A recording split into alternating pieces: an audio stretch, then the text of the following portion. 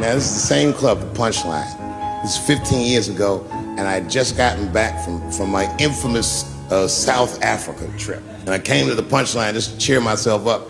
It's a safe place where I could tell some jokes. And I find out that this comedian I know, Chris Tucker, who's in all those Rush Hour movies, I find out that Chris is in San Francisco too, at some charity event. So I call him, I'm like, yo, I just saw you at some charity event. I said, I'm doing a show at the Punchline. Why don't you come by the club after your event? He's like, cool, Dave. I thought she was dead, nigga. I'll come by.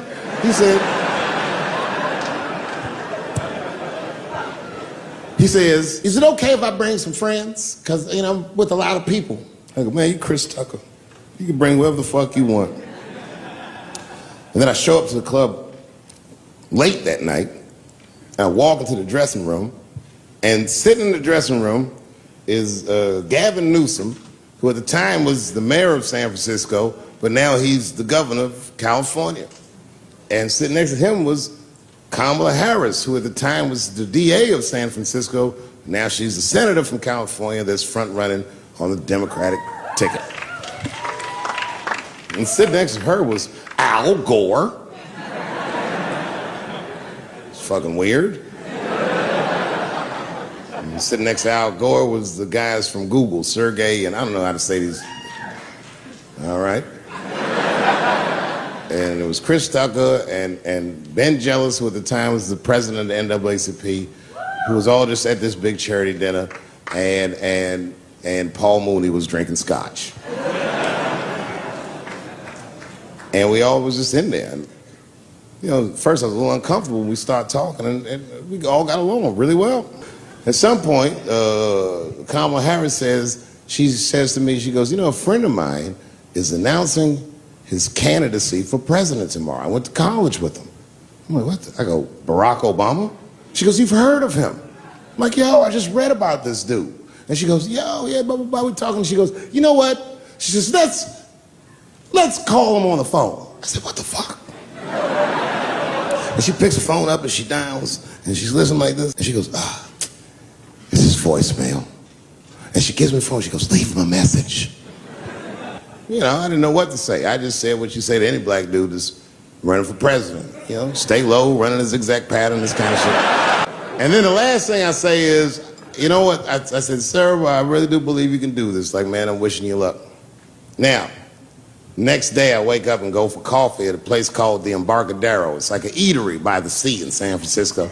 And I'm walking to the coffee shop, and there's a police line, and I can't cross the tape. But then I figure, fuck it, I'm Dave Chappelle, so I go into the thing like this.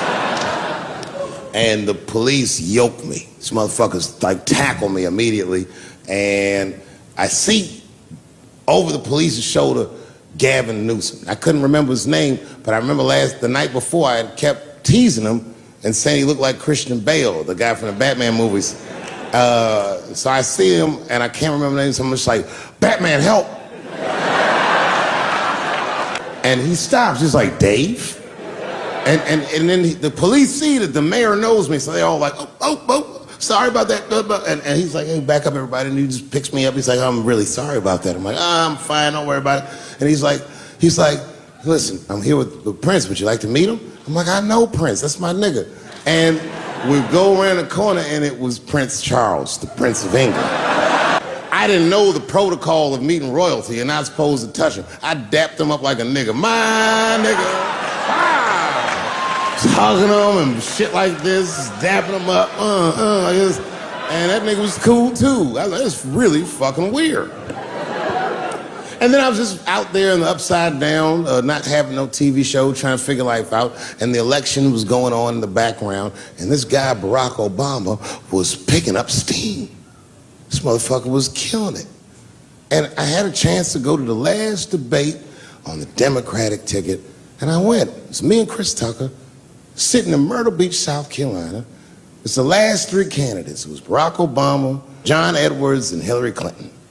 Now, Obama's a lot taller than Edwards and Clinton, and he had the center podium. And at one point, they're all on stage, and they start fussing, and Obama goes, look, none of us are perfect, like this. And his hands was like this, and there was light shining behind his head, and the other two candidates was looking up at the nigga, and I was sitting in the audience like, this nigga looks like Jesus.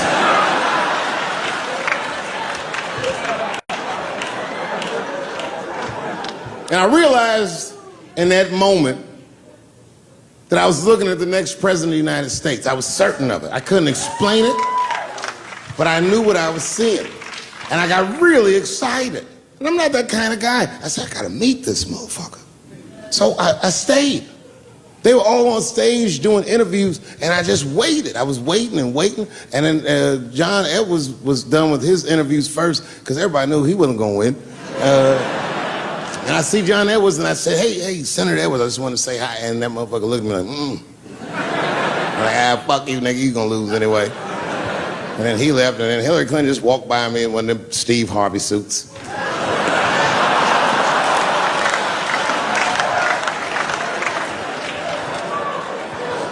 But Obama was taking forever. Everybody wanted to talk to him. When I knew the media saw exactly what I saw, there was no question about it. That was the guy. I waited, and finally, must have been over an hour and a half, he finishes his last interview. He's like, well, thank you very much. Good talking to you. And he turns around, and we make eye contact. He sees me, and when he sees me, he looks over, he goes, Dave Chappelle. And Obama did me the same way I did Prince Charles. He dapped me up, and he like bro hugged me, and he pulled me in, and I'll never forget this. He said in my ear, I got your message. Thank you very much, New York City. Good night.